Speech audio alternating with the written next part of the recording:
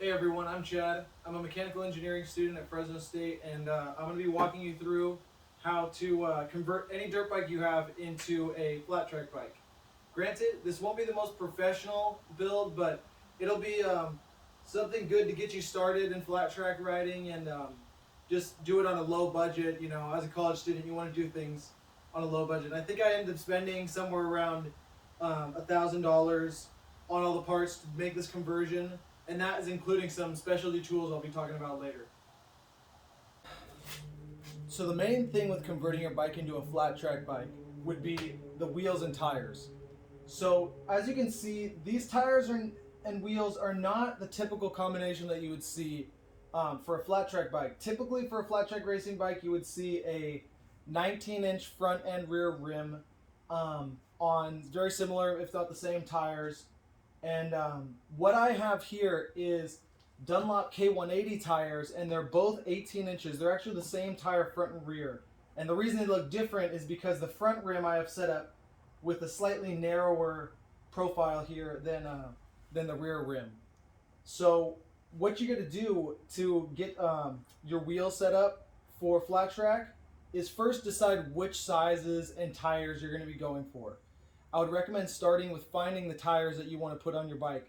These tires were made available to me through Rich Oliver's Mystery School with spare tires that he had. So I thought it would be easy to just go with these tires because they were what's available to me.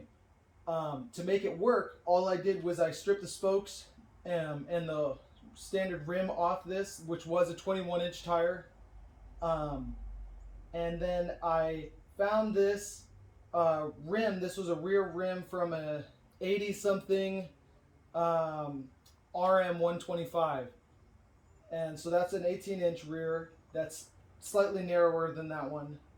And then I talked to, this is the important part, Buchanan spokes. They will hook you up with whatever spokes you need to convert from whatever hub you have to whatever size rim you're going to be going to. And I just found it's going to be about $150 for your set of spokes, but you'll have a strong, resilient set of spokes that will line up and bolt up first try, and I just couldn't recommend them highly enough. Alright, so the next couple steps are going to be focused on suspension. And there's a couple things you're going to have to be doing to your suspension to make it work. Firstly, you're going to need some sort of inserts on both the shock and both forks that limit the travel that you're going to be taking out where my numbers ended up being was roughly 3 inches in the front and an inch on the shock. And an inch in the shock turns into multiple inches of travel, which is about the same amount that you take out in the front. So to start off with, the springs you could look up on RaceTech.com. Their website has a calculator where you put in your weight and all of your information, and it generates the spring rates that you would need for a flat track setup, or for whatever kind of setup you're going for. But for this video's purposes, it's flat track. Anyway, so I ordered those springs on RaceTech's website, and you might have some trouble finding the right springs for your bike. And I actually made a mistake of buying springs that were the correct rate but too long, and then I cut the springs. That is incorrect to do. It is in fact increasing the spring rate when you cut the spring. And you might want to argue with me on that one, but we could talk about it in the comments. Alright, so to actually make the spacers for your shock and your forks, you're going to need what's called delrin.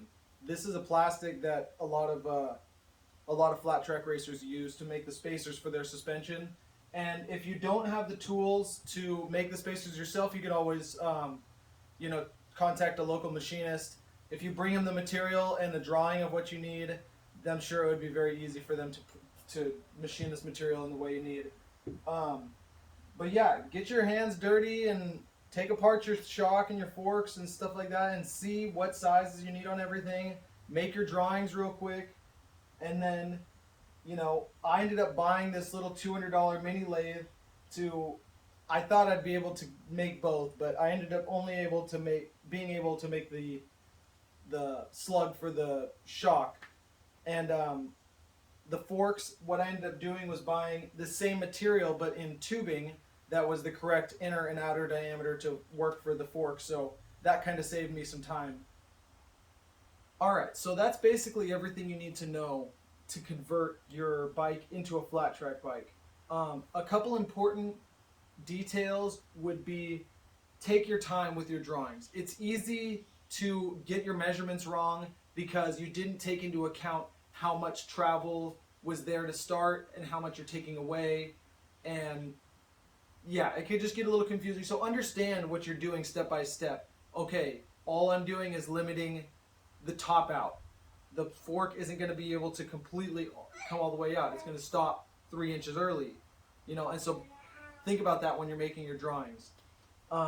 Secondly, on the fork springs, you're not probably, if you have to cut your springs, you're probably not going to get super accurate with your spring rate. You can test it yourself using a known mass and knowing and seeing how much it stretches, and then you can, you know, do that multiple times so you have a accurate answer and you can determine what your spring rate is from there.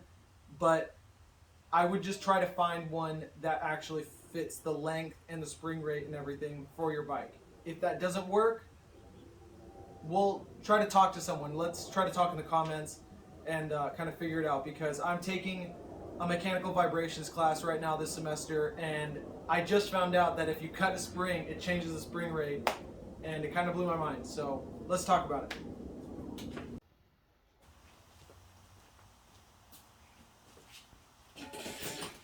Well, I thought she would give me enough time to let me film this whole video without having to pick her up, but she was done, so here we are.